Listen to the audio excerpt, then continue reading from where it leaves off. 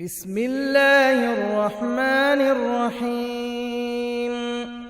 عم يتساءلون عن النبأ العظيم الذي هم فيه مختلفون كلا سيعلمون ثم كلا سيعلمون ألم نجعل الأرض مهادا والجبال أوتادا وخلقناكم أزواجا وجعلنا نومكم سباتا وجعلنا الليل لباسا وجعلنا النهار معاشا وبنينا فوقكم سبعا شدادا وجعلنا سراجا وهاجا وأنزلنا من المعصرات ماء ثجاجا لنخرج به حبا ونباتا وجنات ألفافا إن يوم الفصل كان ميقاتا يوم ينفخ في الصور فتأتون أفواجا وفتحت السماء فكانت أبوابا وسيرت الجبال فكانت سرابا إن جهنم كانت مرصادا للطاغين مآبا لابثين فيها أحقابا لا يذوقون فيها بردا ولا شرابا إلا حميما وغساقا جزاء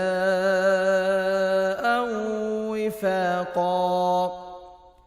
إنهم كانوا لا يرجون حسابا وكذبوا بآياتنا كذابا وكل شيء أحصيناه كتابا فذوقوا فلن نزيدكم إلا عذابا إن للمتقين مفازا حدائق وأعنابا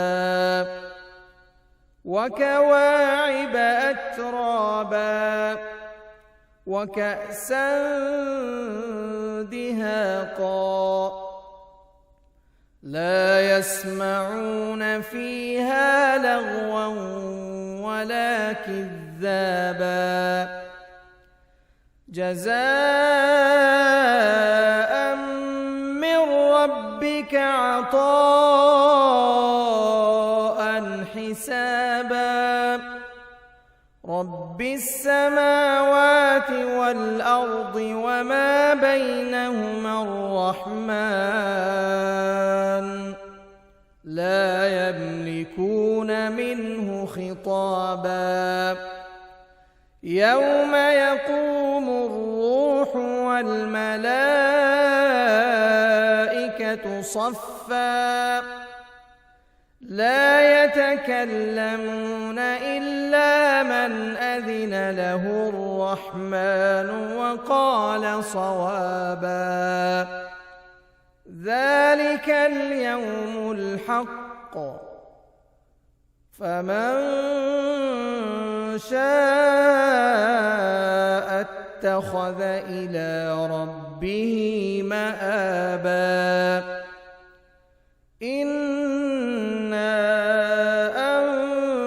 أنذرناكم عذابا قريبا